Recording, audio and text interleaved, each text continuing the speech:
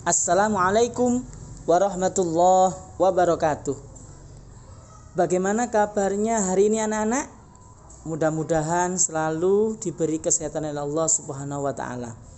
Baik anak-anak, hari ini kita akan belajar bersama matematika. Jadi anak-anak bisa dibuka modul yang kemarin hari Senin dibagikan sama Ustadz ya, modul matematika. Nah, itu halaman 3, coba dibuka sambil pegang pensil. Dibuka ya. Halaman 3. Nah, di situ ada gambar ayo berdiskusi. Itu kan kalau kita sekolah mungkin kita akan berdiskusi dengan teman sebangku kita. Karena ini kita posisinya masih daring, masih belajar dari rumah, maka bisa berdiskusi dengan ayah atau bundanya.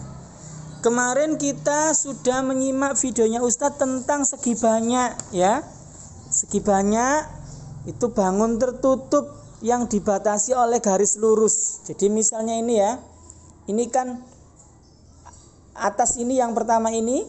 Nah, ini kan sisi yang atas itu sisi atas, kemudian dibatasi samping-samping dan tertutup. Artinya tidak ada ruang terbuka. Seperti ini misalnya terbuka. Berarti bukan termasuk definisi dari segi banyak karena terbuka. Dibatasi oleh garis lurus, garisnya lurus, di mana banyaknya sisi dan sudut jumlahnya sama. Nah, nanti anak-anak mohon bisa dikerjakan ya. Ini dikasih perintahnya berilah tanda centang atau checklist pada bentuk segi banyak dan tanda silang. Dikasih tanda silang biasa ya, bukan seperti contoh itu tanda silang. Untuk bentuk yang bukan segi banyak. Jadi yang segi banyak nanti disilang, yang tidak segi banyak tidak usah disilang. Insya Allah kemarin di video sudah dijelaskan. Jadi jika ada kesulitan boleh bertanya Ustadz, nanti di WA boleh ya ditanyakan, Ustadz ini bagaimana, nanti Ustadz bantu jawab kalau waktu pas Ustadz ada waktu luang ya, enggak apa-apa, jangan malu-malu. Selanjutnya yang bawah anak-anak perhatikan. Ini ya, kamu sudah bisa membedakan bentuk segi banyak dan bukan segi banyak. Sekarang kamu akan mempelajari jenis-jenis segi banyak. Segi banyak terdiri dari, kemarin ya dibagi 2 ya, segi banyak beraturan dan segi banyak yang tidak beraturan. Apa perbedaannya? Nah, lihat, sekarang kita lihat. Ini ada gambar bangun ABC, segitiga ABC. Namanya bangun segitiga. Memiliki sisi, 3 sisi itu apa? Sisi itu garis yang membatasi. Garis yang membatasi. Jadi ada sisi AC, ini ya. Kemudian sisi AB dan sisi BC. Ini namanya sisi. AC 1, AB 2, BC 3. Jadi atau dibalik ya, AB dulu boleh. Kemudian coba anak-anak sekarang ambil penggaris, mistar penggaris, diukur dari ujung A ke B ini kira-kira berapa sentimeter ya. Nah, ini cm, ini sentimeter. Oh, ternyata panjangnya 1,5 cm. Sisi BC juga sama 1,5 cm. Sisi AC juga sama 1,5 cm. Berarti ini nanti bisa disebut segitiga sama sisi. Kenapa? Karena panjang sisinya sama, besar sudutnya juga sama ya, dan memiliki 3 sudut. Kemudian yang di samping, nah ini tugas anak-anak ini nanti. Ini sisinya ada 4, sudutnya sama semuanya. Kira-kira bangun apa ya? Nah, nanti diisi ya. Sisinya berapa? Tadi sudah sebutkan Ustadz. Sisi AB diukur pakai penggaris. AB ini berapa sentimeter? Ditulis di sini. Ditulis di sini ya. Nah, sisi BC-nya berapa? Sisi CD-nya berapa? Dan sisi AD-nya berapa? Terus sudutnya ada berapa? Sudut itu adalah titik potong antara 2 sisi. dua garis ya yang membuat titik potong. Berarti ini di C ini sudutnya. Atau bisa disebut sudut ABC, berarti sudutnya di B titik sudutnya. Sudut BCD titik sudutnya di C. Sudut CDA titik sudutnya di A. Sudut DAB titik sudutnya di A. Itu artinya sudut. Nah, selanjutnya ada gambar bangun seperti ini ya, namanya bangun segitiga juga, memiliki 3 sisi. Tugas anak-anak mengukur panjang AB, panjang BC, dan sisi AC. Diukur pakai penggaris. Diisi ya. Ini juga sama. Ini namanya bangun apa? Punya 4 sisi, sudutnya juga 4, tapi panjang sisinya tidak sama. Yang sama hanya yang berhadapan. Namanya bangun apa?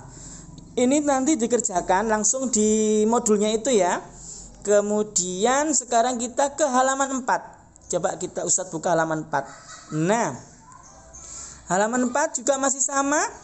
Ini ada gambar bangun. Perhatikan, bangun apa? Nah, kalau sisinya ada 3 disebut segitiga. Kalau sisinya 4, segi 4. Lah ini sisinya berapa? Dihitung. Sisi AB, sisi BC, CD, DE, EF, FA. Jumlahnya berapa ya? Nah, itu nanti disebut bangun segi titik-titik. Nah ya, nanti diisi ya.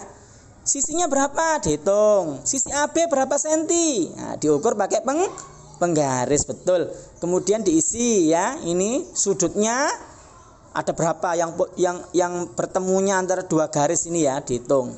Yang terakhir ada gambar bangun seperti ini, dihitung juga sisinya berapa, namanya bangun apa ya, dijumlah, dihitung sama seperti yang di atas. Baik, anak-anak setelah melengkapi data pada tabel di atas, ini perintahnya bandingkan antara bangun-bangun di sebelah kiri dan kanan. Jadi kan ini ada di tabel ini kan ada 2 bangun ya, kanan kiri. Coba yang pertama yang halaman 3. Yang pertama ini juga sama, ini segitiga, samping kiri juga segitiga. Sampingnya yang bawah ini ABCD ini segi 4, yang ini juga segi 4. Ini disuruh membandingkan. Yang halaman 4 ini juga sama, tapi kayaknya gambarnya berbeda. Nah, pertanyaannya yang A dijawab. Bangun manakah yang merupakan segi banyak beraturan? Yang kiri apa yang kanan? Ya, nanti dijawab. Yang B, bangun manakah yang bukan merupakan segi banyak beraturan? Yang berarti yang enggak beraturan itu garisnya yang enggak sama, panjang garisnya. Yang mana? Yang kiri apa yang kanan? Dijawab.